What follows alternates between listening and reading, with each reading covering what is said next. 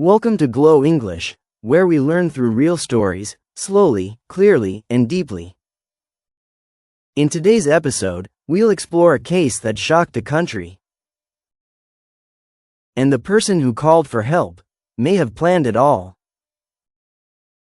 For privacy and clarity, some names have been changed, but the main story remains true. Let's begin.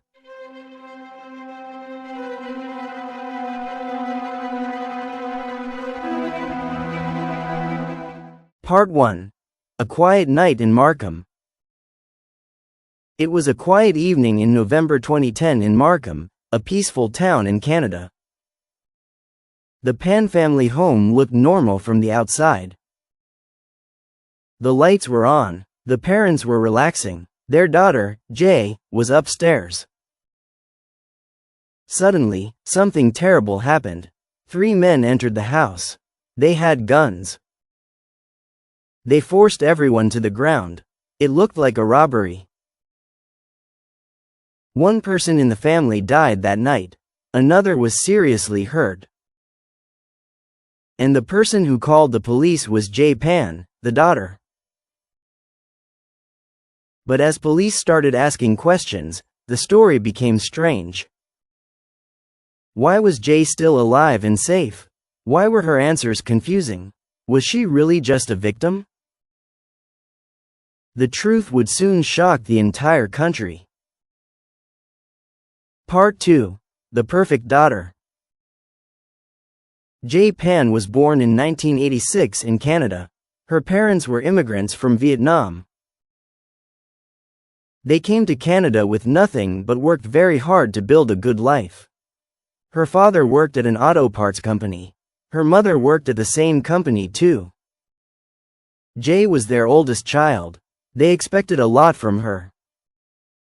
They wanted her to be the best in school, to win music competitions, and to go to a good university. They believed in hard work and discipline. She learned piano, took figure skating, and had strict rules at home. No parties, no boyfriends, no sleepovers. Her parents controlled most of her life. From outside, she was a model student. Her teachers thought she was kind and respectful. Her parents believed she would have a bright future. But inside, Jay was living a different life, one that her parents didn't know about. Part 3. The Lies Begin. In high school, Jay started struggling. Her grades weren't as good as her parents believed. She was afraid to tell them the truth. So, she made fake report cards. She changed the grades. She smiled and said everything was fine. And her parents believed her. After high school, she told her parents she got accepted to a famous university, Ryerson. She even said she got a scholarship. But it was all a lie. Every day, Jay left the house with her backpack. But she didn't go to university. She went to cafes or friends' houses. She stayed out all day and came home pretending she had been in class. She told her parents she was studying science and wanted to become a pharmacist. Her father was so proud, he even bought her a laptop and paid for her school. But none of it was real. Part 4. The Secret Boyfriend. During high school, Jay met a boy named D. Wong. He was friendly, fun, and gave her the attention she didn't get at home. They started dating in secret. Her parents didn't approve of D. He wasn't a top student. Later, he got into trouble with the law for selling drugs. When Jay's parents found out, they told her to break up with him. She said she did, but it was another lie. Jay and D kept seeing each other. They would text and meet in secret. D was the only person Jay could be herself with. But soon, Jay's double life started falling apart. Part 5. The Truth Comes Out. In 2010, Jay's father found out something strange. He noticed she didn't have any student ID or textbooks. He followed her one day and saw that she was not going to school. He asked questions. The lies began to fall apart. Jay admitted that she didn't really go to university.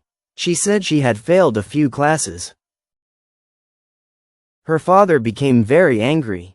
He took away her phone, her computer, and stopped her from seeing Dee. She wasn't allowed to leave the house alone. Jay was now 24 years old, but treated like a child. Her parents watched her every move. She felt trapped. She wanted to be free. She wanted to be with Dee. But she also didn't want to lose her parents' love. She couldn't tell the truth anymore. And then, she made a terrible decision. Part 6. A dangerous plan. Jay and Dee started talking about a plan, a very dark plan. First, they talked about running away, but Jay said her life would still be hard. Her parents controlled everything. She said she wished they were gone. The idea grew into something evil. Jay asked Dee if he knew someone who could help. Someone who could kill her parents. Through some friends, Dee found a man. Jay agreed to pay $10,000 to have her parents killed. She believed that if her parents died, she would get their money and finally be free. Part 7. The Attack. On the night of November 8, 2010, Jay unlocked the front door of the house before going upstairs. Around 10 p.m., 3 men came in. They were wearing dark clothes and gloves. Jay was on the phone with one of them earlier that night. The men forced her parents out of their bedroom. They took them to the basement. Jay stayed upstairs, pretending to be tied to the stair railing. She acted scared when she called 911. Downstairs, her mother was shot and killed. Her father was shot too, but somehow, he survived. Jay told the police it was a robbery. She cried on the phone. She said she was scared. But police officers noticed something strange. Part 8. The Investigation. Police quickly arrived. They found Jay upstairs, sitting calmly. Her hands were tied, but not very tight. There were no marks on her wrists. The attackers didn't take anything. No money, no jewelry, no electronics. Why would robbers kill the parents but leave the daughter alive? Over the next few weeks, the police watched Jay carefully.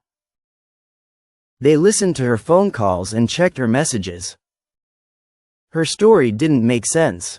And then, her father woke up in the hospital. He told the police something important.